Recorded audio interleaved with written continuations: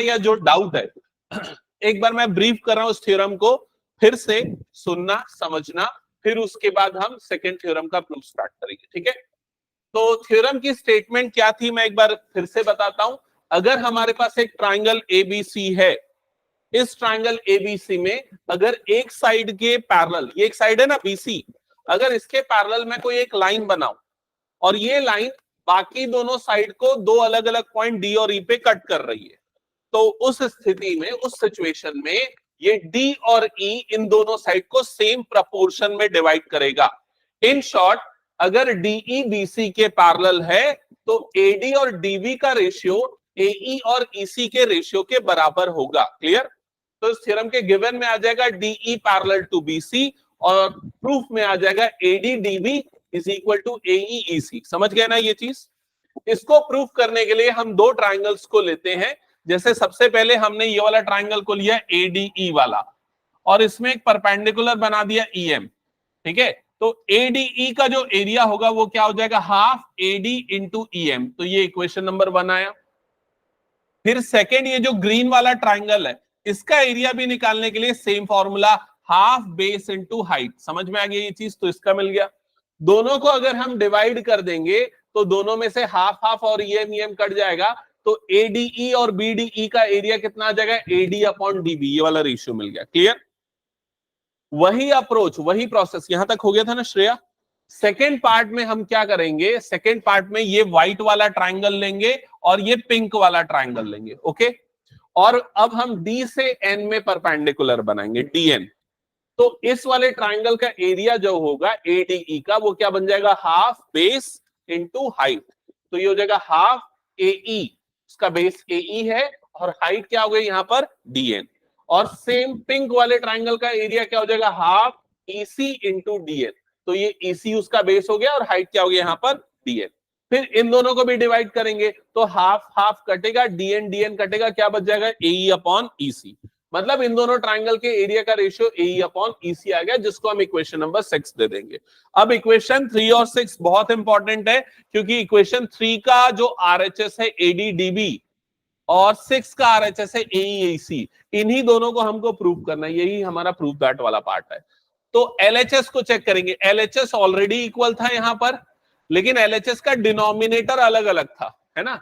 तो डिनोमिनेटर में ये वाले दोनों ट्राइंगल का एरिया क्या हो जाएगा, सेम हो जाएगा। क्यों सेम होगा, क्योंकि रीजन है, अगर कोई दो ट्राइंगल सेम बेस और सेम पैरेलल लाइन के बीच में बनते तो एरिया सेम। तो ये वाला पार्ट और ये वाला पार्ट क्या हो जाएगा, इक्वल। यही चीज यहां पर लिखी है।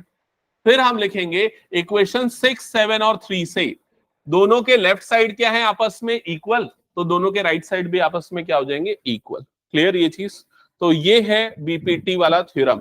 कितने बच्चों का एकदम अच्छे से हो गया ये, 1 2 3 4 5 6 लोगों का, ओके गुड।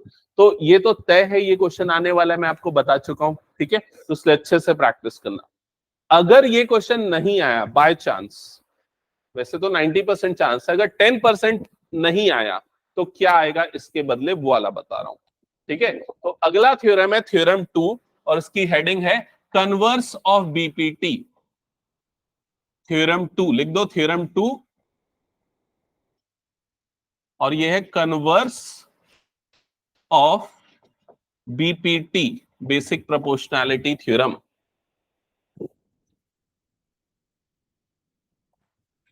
लिख लिया सबने?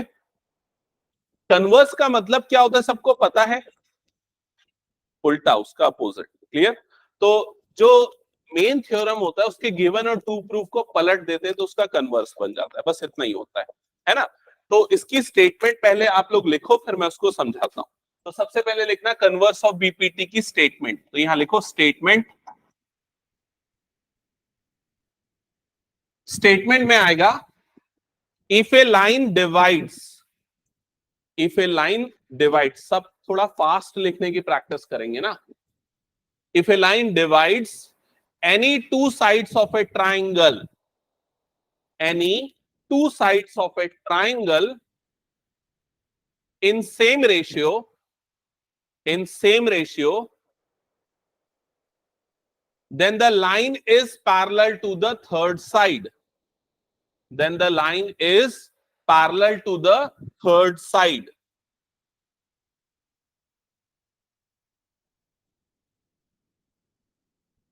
Then the line is parallel to the third side. लिख दिया। अब इस चीज को ना हम समझते हैं, जो हमने लिखा है उसका मतलब क्या है। तो उसको समझने के लिए पहले तो मैं एक ट्राइंगल एबीसी बना रहा हूं, आप लोग भी बना लो, जल्दी से बनाओ ट्राइंगल एबीसी।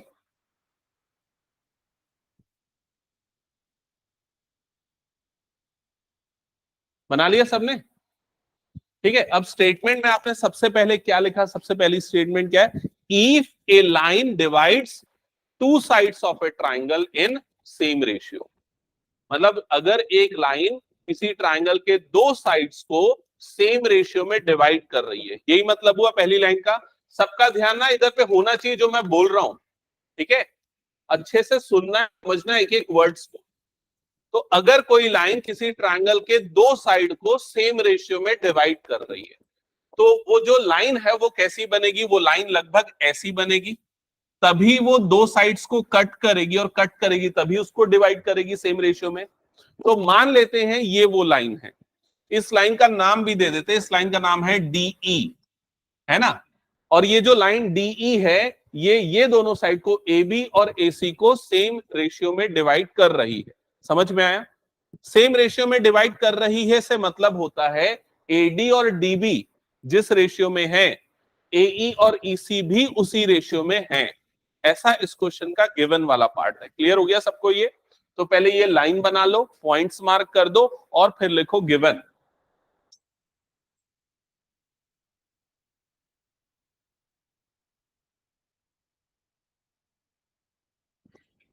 लिख लिया? गिवन में क्या लिखेंगे बताओ?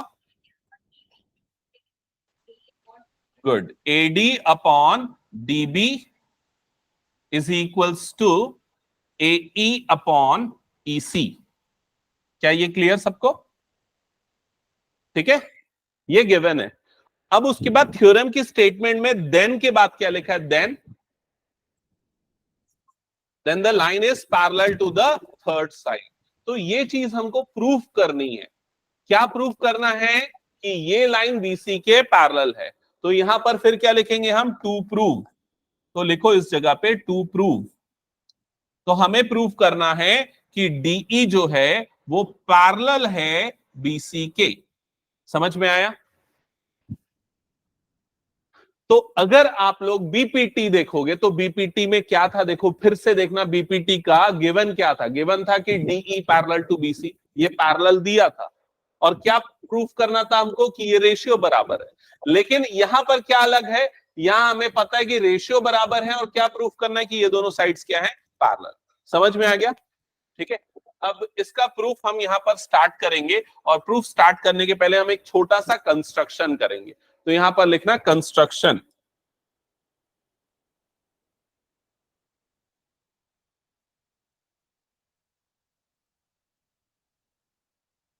लिख लिया? अब देखो, यहां पर हमें ये प्रूफ करना है कि डीई और बीसी पैरेलल है, लेकिन हमें पता नहीं है कि वो दोनों पैरेलल है, क्वेश्चन में दिया हुआ नहीं है।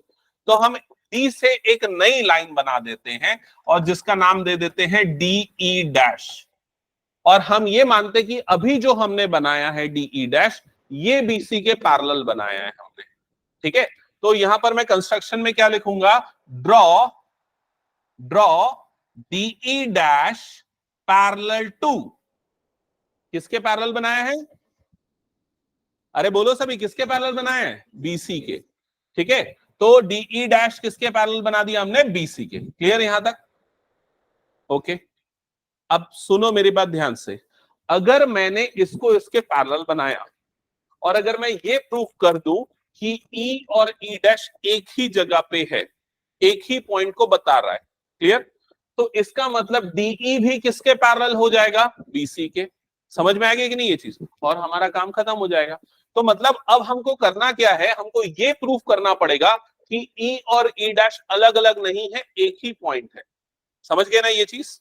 तो ये प्रूफ करने के लिए हम यहां से स्टार्ट करेंगे उसका प्रूफ। तो लिखना प्रूफ।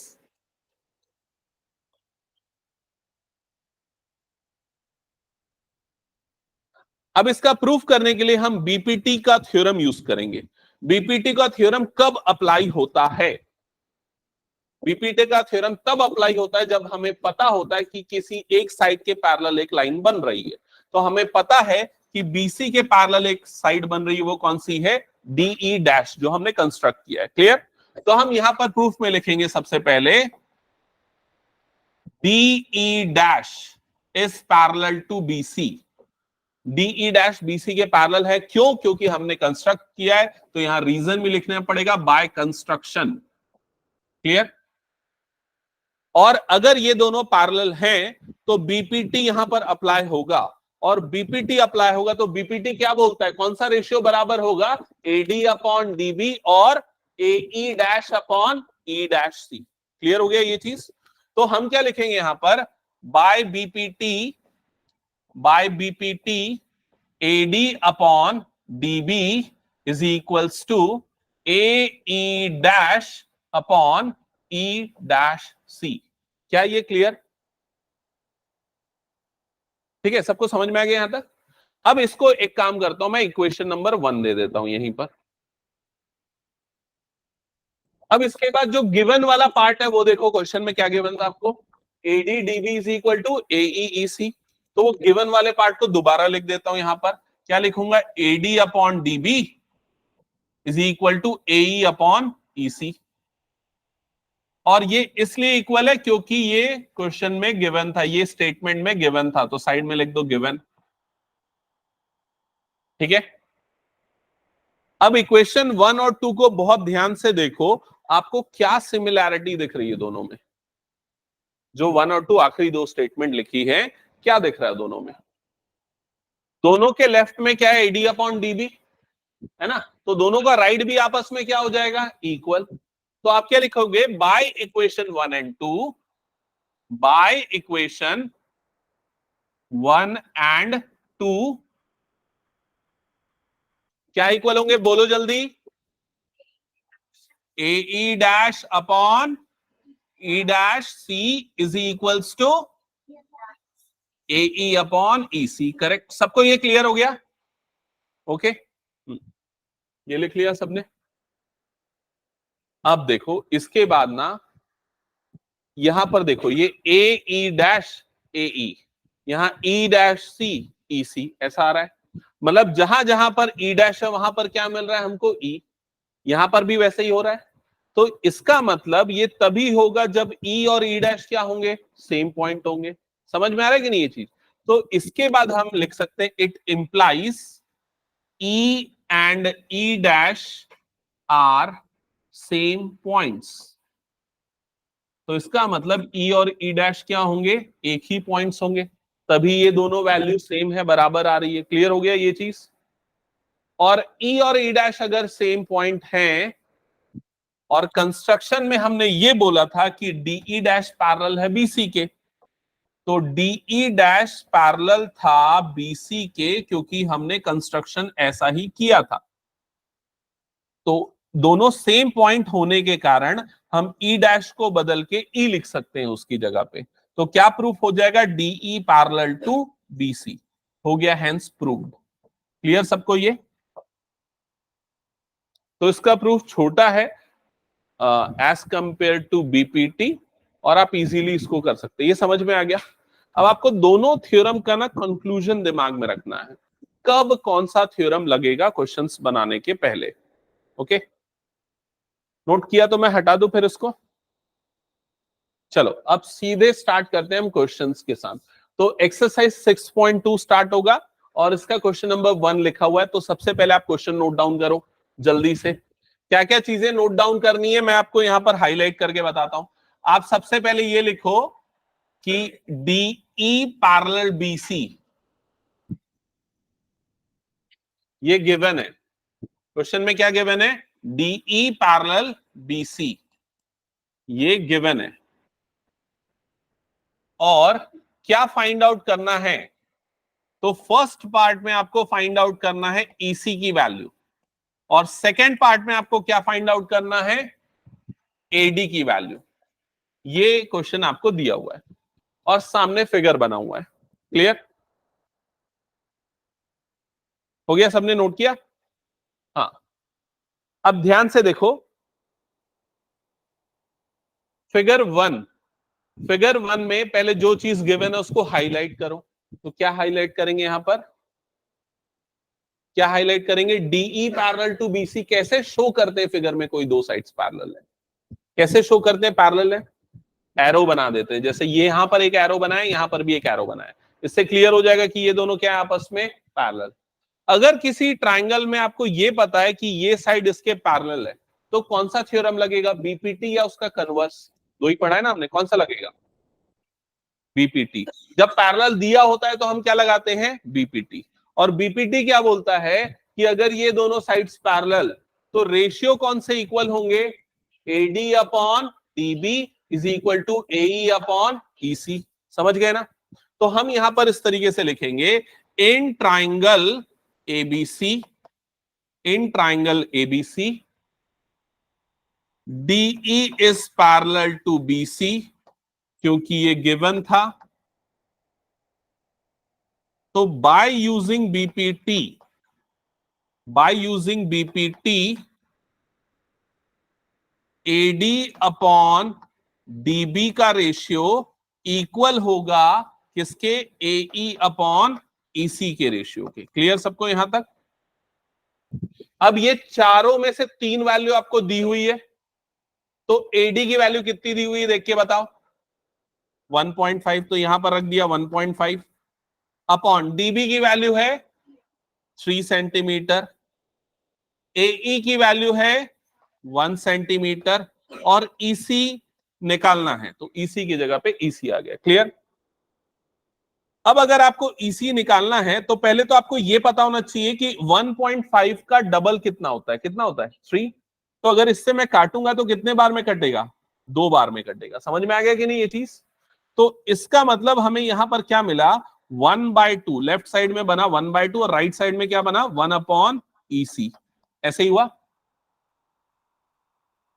अब इसे क्रॉस मल्टीप्लाई कर दो, ईसी को क्रॉस मल्टीप्लाई करके भेजो इधर, और 2 को क्रॉस मल्टीप्लाई करके भेजो उधर। तो ईसी जब 1 से मल्टीप्लाई होगा तो 1 इंटू ईसी मतलब क्या बन जाएगा, ईसी। और 2 जब 1 से मल्टीप्लाई होगा तो ये कितना बन जाएगा, 2। तो ईसी की वैल्यू कितनी आ गई, 2 सेंटीमीटर। दैट्स इट, आ गया ये आंसर। समझ में आया क्या सबको?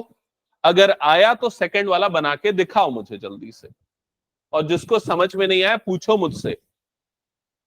त्रिषा क्लियर है?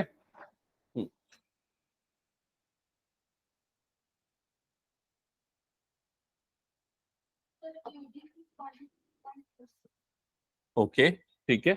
बुक है क्या, बुक ओपन करके ना आगे क्वेश्चन स्टार्ट कर देना सॉल्व करना।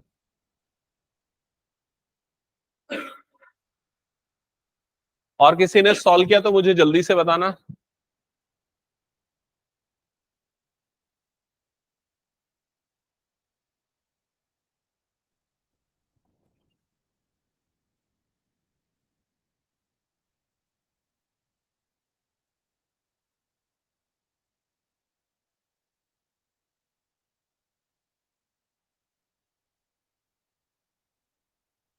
Okay, good.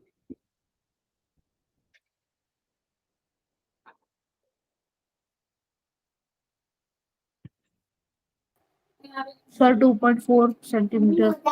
ठीक है तनय, आगे अगले क्वेश्चंस बनाना। बुक ओपन करके रखना, उसके नेक्स्ट क्वेश्चंस बनाते जाना। वैभवी बना? हम्म, हाँ अजिता बना क्या? नेक्स्ट क्वेश्चन दिखाओ, वाला पेज दिखाओ पिछला। ये कौन सा बना है, अच्छा पिछला वाला। ये वाला जल्दी बनाओ, ठीक है। डायग्राम वगैरह नहीं भी बनाओगे, सीधा बनाना चालू करो। अच्छा मुझे बताओ कैसे करेंगे उसको। हाँ सेकंड वाला कैसे करेंगे बताओ। एडी अपॉन बीसी को किसके इक्वल करेंगे, ए अपॉन ईसी के। चलो जल्दी सॉल्व करो उसको। हाँ और इधर अभिनव।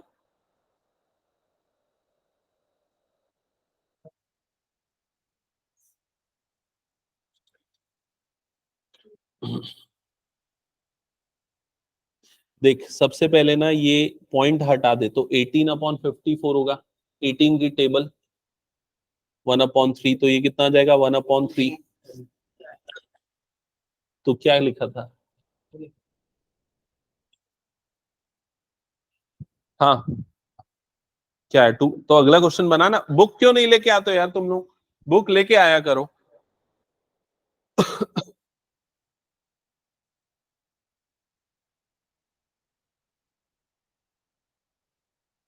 हाँ तो श्रेया 18 की टेबल बोलो जल्दी से। अगली क्लास में मैं लिटरली बता रहा हूं, अगर कोई ना बच्चा टेबल याद करके नहीं रखा है ना तो मैं पनिशमेंट दूंगा, बता रहा हूं। ठीक है, पक्का? ठीक है, 18 3 जा 54।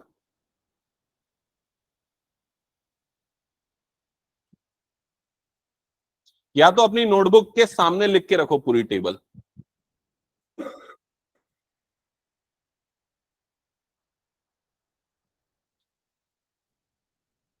सिद्धि बना क्या? क्या प्रॉब्लम जा रहा है बताओ जल्दी। हाँ बाय पीपीटी बिल्कुल सही लिखा, अब आगे क्या लिखना चाहिए बताओ, कौन सा रेशियो बराबर होगा?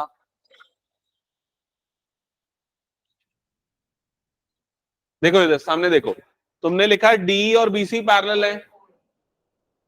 यहां तुमने क्या लिखा लास्ट लाइन में कि ये दोनों पैरेलल हैं, ठीक है, ये दोनों पैरेलल है, यही लिखा ना, डी पैरेलल टू बीसी, यही क्वेश्चन बना रहे हो ना? तो कौन सा बना रहे हो? फिर से उसी क्वेश्चन को बना रहे हो क्या? उसी को तो यहां सॉल्व किया हूं।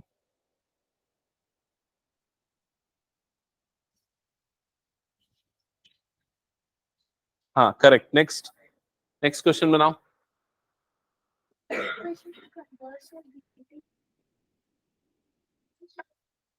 हाँ कन्वर्स ऑफ बीपीटी से ये इसको इसके पैरेलल प्रूफ करना होगा ना। फिगर नहीं दिया है उसका। अच्छा फिगर नहीं है क्या?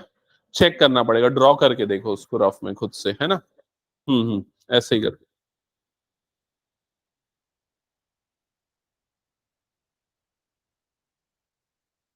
क्या श्रेष्ठ क्यों नहीं लेके आया बुक? हाँ 9th की बुक कहाँ है तेरी? कहाँ है? मुझे नहीं पता फाइनल एग्जाम कैसे दिया, 9th की बुक यहीं छोड़ के गया था 9th क्लास में। हाँ हाँ बिल्कुल सही है।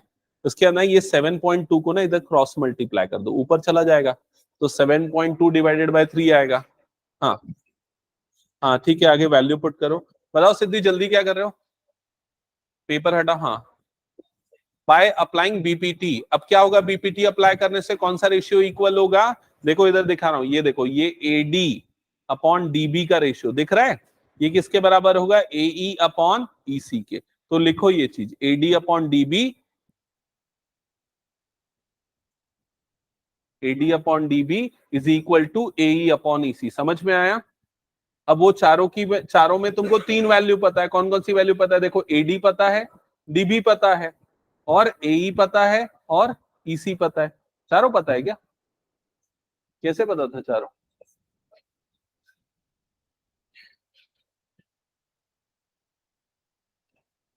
तुम्हारा भी नहीं बना जिला, जल्दी बनाओ सेकेंड पार्ट।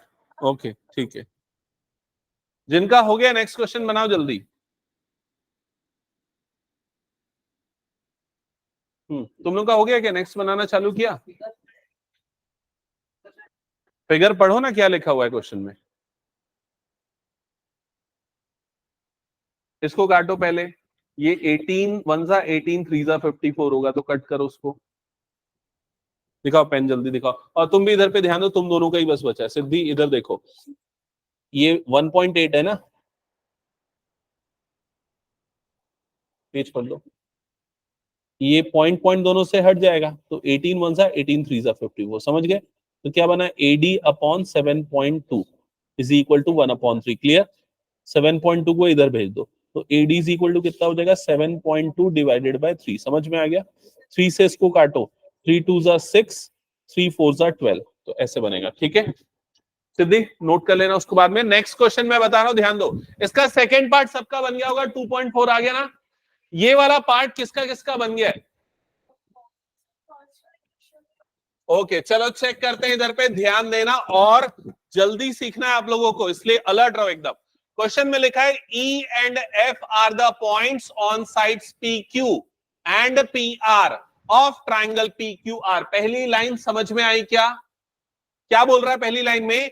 ई और एफ ये पॉइंट्स हैं, कहां पर है? PQ और PR वाले साइड्स में, जो कि ट्राइंगल PQR में आ रहा है। समझ में आया ये चीज? तो सबसे पहले क्या बनाओ, एक ट्राइंगल PQR बना लो। तो मैंने इस तरीके से एक ट्राइंगल PQR बना लिया। ये हो गया, मान लो वो ट्राइंगल PQ और R। यहां तक क्लियर सबको? अब इसमें ई वाला जो पॉइंट है वो कहां पर आ रहा है? PQ में। तो देखो PQ कहां पर है मेरे पास? PQ ये है, उसमें कहीं पर कोई भी एक पॉइंट को मान लो E, और F वाला पॉइंट कहां पर आ रहा है? PR में। तो PR वाली साइड ये है, उसमें कहीं पर भी एक पॉइंट को ले लो F। समझ में आया क्या किया मैंने? तो ये बन गए ये ट्राइंगल और ये पॉइंट्स। अब क्या बोल रहा है? For each of the following cases state whether EF parallel to QR।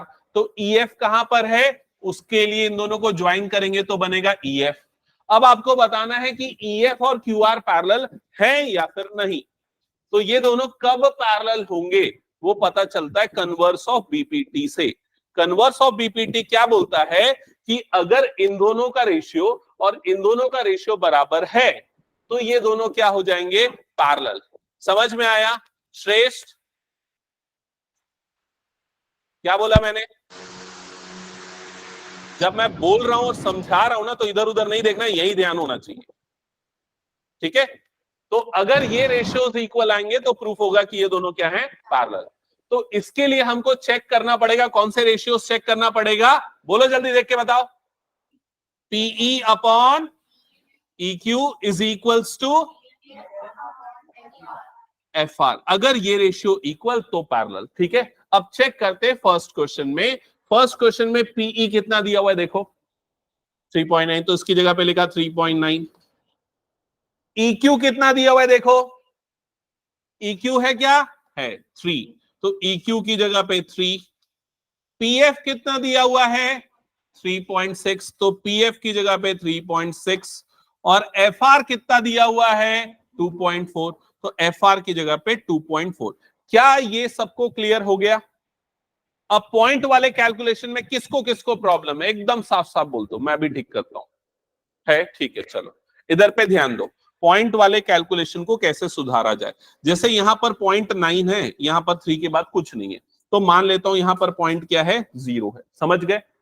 अब इसके पॉइंट के बाद एक डिजिट, इसके पॉइंट के बाद भी एक डिजिट, तो दोनों में पॉइंट के बाद बराबर डिजिट है, तो हम दोनों में से पॉइंट हटा सकते हैं। तो क्या लिखेंगे इसको? 39/30। समझ में आ गया? समझ में आया तो बताओ राइट साइड में क्या होगा?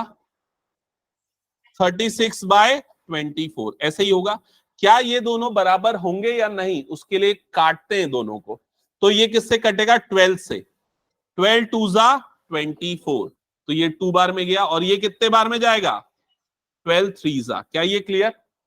ये किससे कटेगा? देखो 3 से। 3 से 10 टाइम्स में कटेगा, और ये 3 1 जा 3, 3 3 जा 9। क्या ये क्लियर? क्या ये दोनों बराबर होते हैं क्या? 13/10 और 3/2 बराबर है क्या? नहीं है। तो इसका मतलब ये बराबर नहीं, मतलब ये बराबर नहीं, मतलब ये बराबर नहीं। और अगर ये बराबर नहीं है तो क्या ये दोनों लाइन पैरेलल होंगी? नहीं। तो इसका मतलब फर्स्ट पार्ट के लिए हम क्या बोलेंगे कि EF is not parallel to, EF is not parallel का सिंबल ये होता है पैरेलल टू QR। क्या समझ में आ गया क्या करना है? चलो सेकेंड पार्ट चेक करके बताना। ये भी मैंने फर्स्ट पार्ट के लिए किया। Second part, okay.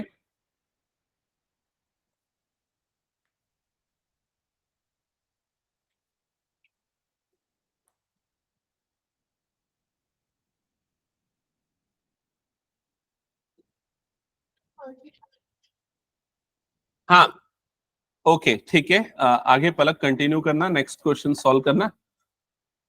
Okay good. तो सेकेंड पार्ट में भी हम सेम चीजें चेक करते हैं। PE upon EQ is equals to PF upon FR है या नहीं? ठीक है, तो PE की वैल्यू पता है 4, सेकेंड है ना, सॉरी सेकेंड। हाँ, तो पीई की वैल्यू पता है 4, क्यूई और EQ दोनों सेम होता है, उसकी वैल्यू कितनी है 4.5।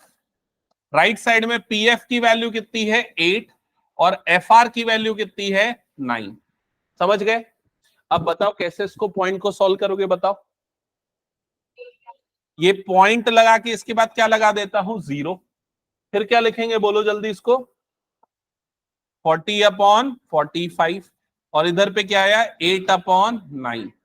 देखो ये दोनों 5 से कटते हैं, 5 से ये कितने बार में जाएगा 8 टाइम्स में, ये 5 से कितने टाइम्स में जाएगा 9 टाइम्स में। दोनों बराबर आए, दोनों बराबर आए मतलब क्या हो जाएगा EF पैरेलल होगा किसके QR के।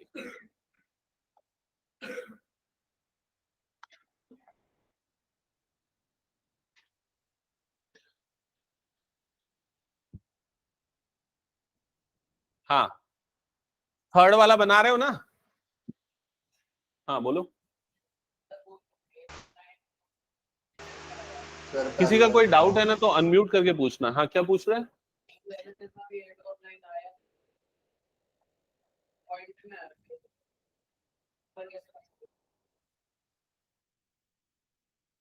8/9 ये जो है, तो राइट साइड भी तो 8/9 है। हाँ तो उस पॉइंट को मैंने फ्रैक्शन में बदला है ना, फिर उसको काटा, काटने के बाद बराबर आया। जैसे कि 1/2 और 0.5 दोनों बराबर होते हैं ना, हालांकि लिखा अलग अलग तरीके से।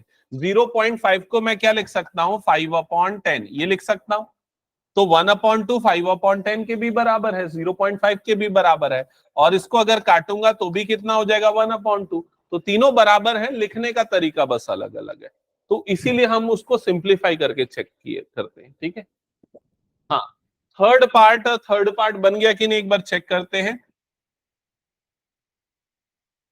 ओके थर्ड पार्ट में फिर से हमको चेक करना पड़ेगा यही रेशियो PE/EQ और PF/FR का, ये रेशियो सेम आ रहा है कि नहीं। तो देखो पीई की वैल्यू दी हुई है क्या हमको, पीई की वैल्यू दी हुई है लेकिन स्टार्टिंग में नहीं बीच में कहीं पर है, कितनी है 0.18, तो यहां पर आ जाएगा 0.18।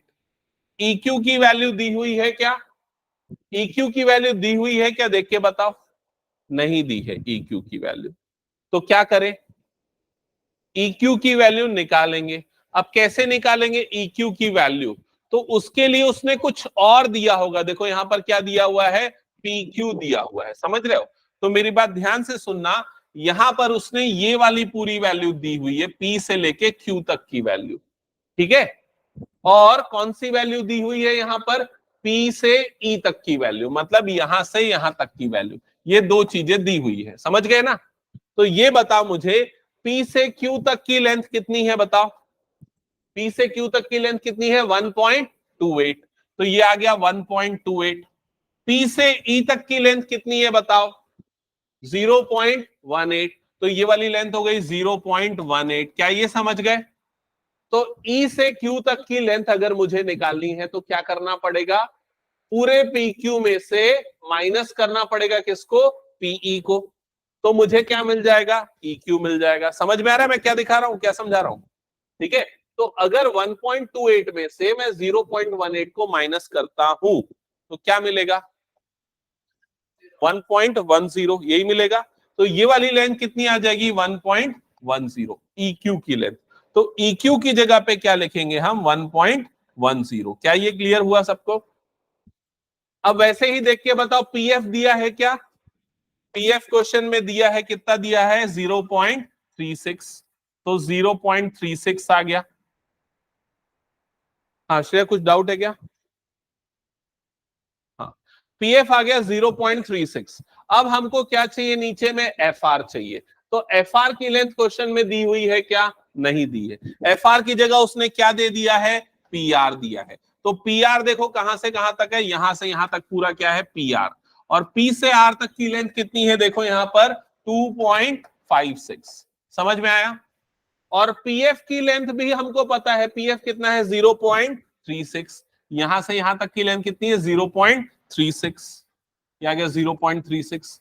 तो अगर F से R तक की लेंथ चाहिए तो क्या करना पड़ेगा, पूरे 2.56 में से 0.36 को माइनस करेंगे तो कितना आएगा बताओ, 2.20 है ना। तो ये आ जाएगा 2.20। क्लियर, तो ये भी हमको मिल गया 2.20। यहां तक समझ में आ गया। अब पॉइंट को हटाएंगे तो कैसे हटेगा, देखो पॉइंट क्या बनेगा, लेफ्ट साइड में पॉइंट के बाद 2 डिजिट, यहां भी पॉइंट के बाद 2 डिजिट, तो न्यूमरेटर कितना बन जाएगा, कितना बनेगा, नहीं आएगा अभी भी समझ में। मैं क्या बोला, पॉइंट के बाद अगर बराबर डिजिट है तो पॉइंट को हटा देते हैं, तो यहां अगर पॉइंट को हटाऊंगा तो क्या बनेगा 018। इसका मतलब तो 18 ही होता है ना, सामने वाले 0 का क्या मतलब रहेगा। नीचे में क्या बनेगा बताओ, 110। राइट साइड में क्या होगा जल्दी बोलो, 36/220, ऐसे ही होगा। अब चेक करो क्या ये दोनों बराबर होते हैं या नहीं। तो लेफ्ट साइड में तो ये आ गया, राइट साइड में अगर मैं इसको 2 से काटूंगा तो इसका आधा 36 का आधा कितना होता है 18, इसको 2 से काटूंगा तो कितना आएगा 110। दोनों बराबर आया क्या, चेक करो, आ गया दोनों बराबर। इसका मतलब ये दोनों लाइंस क्या हैं, आपस में पैरेलल। समझ गए ना, ये कौन सी लाइन पैरेलल है, EF पैरेलल टू QR। अब अगर आपका क्वेश्चन है कि ऐसा क्वेश्चन आता है या नहीं एग्जाम में, तो ऐसा क्वेश्चन आता है 1 मार्क के लिए और पक्का आता है, ठीक है। अब 1 मार्क के लिए इतना कुछ करना पड़ेगा तो उसके भी कुछ शॉर्टकट ट्रिक्स हैं। जैसे मैं देखा था शिवानी का या किसी का कॉपी चेक किया था, तो वो 1 मार्क के लिए वो क्वेश्चन था ना पेयर ऑफ लीनियर इक्वेशन का बड़ा वाला, उसको पूरा सॉल्व किया था। पूरा सॉल्व नहीं करना है, ऑप्शन में से वैल्यू पुट करके चेक करके देख सकते हो, है ना। तो ये ध्यान रखना, और भी कुछ लोगों ने शायद किया होगा, तो हटा दो उसको फिलहाल में। अब एक और नोट करके पॉइंट लिखना जो कि आपको हेल्प करेगा ऐसे क्वेश्चन को शॉर्टकट वे में बनाने के लिए, ठीक है। तो इसमें ना एक ट्राइंगल बना लो पहले ABC वाला, और इस ट्राइंगल में 2 पॉइंट ले लो DE, 2 पॉइंट ले लो DE, ठीक है। अब अगर हमें ये पता है कि ये दोनों पैरेलल है तो कौन से रेशियो इक्वल होंगे, श्योर है, कौन से रेशियो इक्वल होंगे अगर ये दोनों पैरेलल है तो AD/DB is equals to AE/EC, ये तो हमें पता है नॉर्मली, है ना। इसके अलावा और भी कई रेशियोज इक्वल होंगे, सिर्फ ये नहीं, और भी चीजें बता रहा हूं। AD/DB की जगह के पे अगर मैं पूरा लिखता हूं AB/AD तो वो रेशियो भी बराबर होगा, तो नोट करके लिखना, इंप्लाइज AB/AD ये भी इक्वल होगा किसके, AC/AE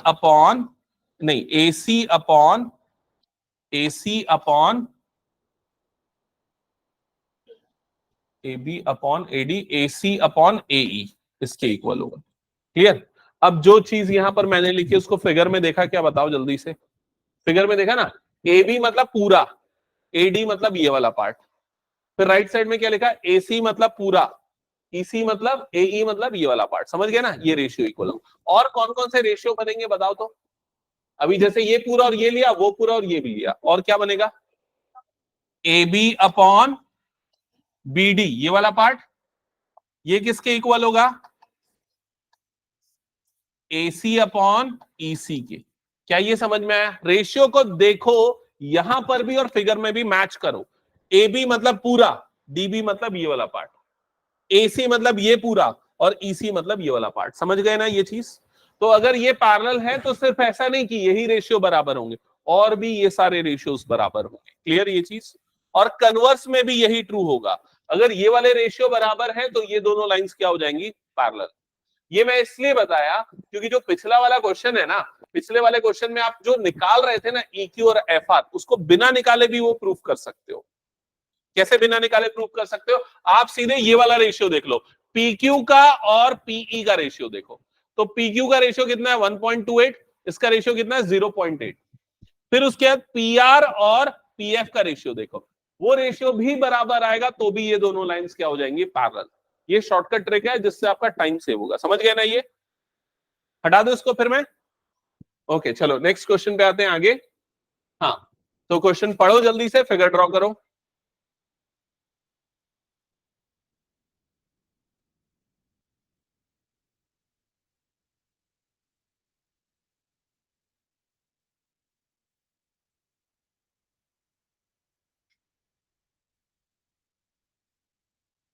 हो गया, फिगर ड्रॉ कर लिया।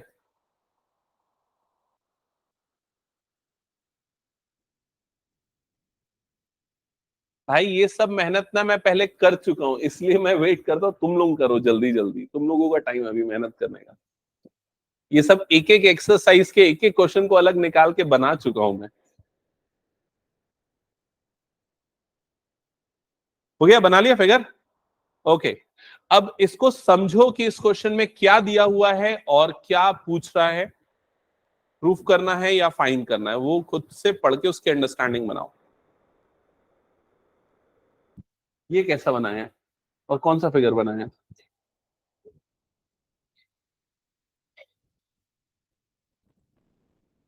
अच्छा नेक्स्ट है। ओके हम्म ओके चलो इधर पे ध्यान दो, ठीक है। सो क्वेश्चन में देखो क्या क्या चीजें हैं, एक फिगर दिख रहा होगा सबको, अब सबका ध्यान सामने ना, अगर नहीं बनाया तो बाद में बनाना। एक फिगर दिख रहा है और क्या लिखा है, L M parallel to CB. तो एल एम और सीबी दिखा क्या सबको, पहले बताओ। एल एम दिख गया, एल एम जहां पर है वहां पर इस तरह से एरो बना दो, ये एल एम है और ये सीबी है, ये दोनों आपस में पैरेलल है, ठीक है। और कौन कौन से पार्ट पैरेलल है देखो, एल एन और सी डी। तो एल एन ये है, एल एन और सी डी ये है, ये दोनों आपस में पैरेलल है, ये क्वेश्चन में गिवन है। और क्या करना है बताओ क्वेश्चन में, प्रूफ करना है A M upon A B. तो देखो ए एम और ए बी कहां पर दिख रहा है, ए एम ये है और ए बी कहां पर है पूरा, ये किसके इक्वल होना है, A N upon A D. A N कहां पर है देखो, ए एन ये है और ए डी कौन सा, ये पूरा ए डी, समझ गए ना। तो फिगर और क्वेश्चन समझ में आ गया सबको। अब आपको सॉल्यूशन कैसे करना है, तो सबसे पहले आप लिखोगे यहां पर गिवन। तो गिवन में लिखा जाएगा L M is parallel to C B and L N is parallel to C D. Clear, ये पूरा प्रॉपर वे ऑफ राइटिंग ऐसा ही होना चाहिए। गिवन लिखने के बाद अब आपको यहां प्रूफ क्या करना है, तो वो लिखेंगे टू प्रूफ। तो यहां पर हमें प्रूफ करना है A M upon A B is equals to A N upon A D, ये हमें प्रूफ करना है। क्लियर सबको यहां तक, ओके धैर्य। अब इसके बाद यहां मैं स्टार्ट कर रहा हूं प्रूफ। तो अभी तक हमने सिर्फ दो ही थ्योरम पढ़े, उनका यूज करके इसका प्रूफ होगा। कौन कौन से दो थ्योरम है, बीपीटी और कन्वर्स ऑफ बीपीटी। बीपीटी कब लगता है शौर्य, जब लाइंस पैरेलल गिवन हो हमको, क्लियर। और किस में लगता है, सिर्फ ट्राइंगल्स में लगता है, ठीक है।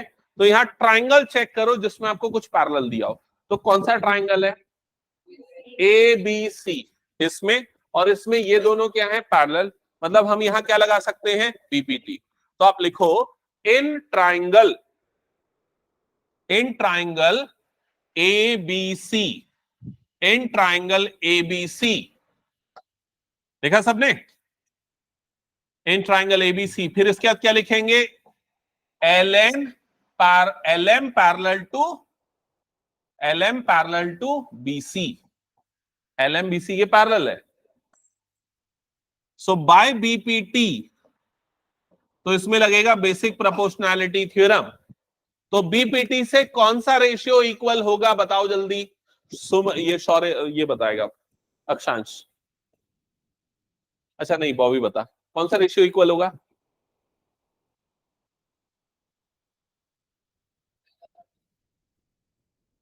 अरे भाई ये ट्राइंगल है, ये ट्राइंगल में ये साइड के पैरेलल ये साइड है, क्वेश्चन में दिया है, बीपीटी थ्योरम लगेगा। तो बीपीटी थ्योरम से क्या होगा, त्रिशा बताओ क्या होगा। AM upon MB is equal to AL upon LC।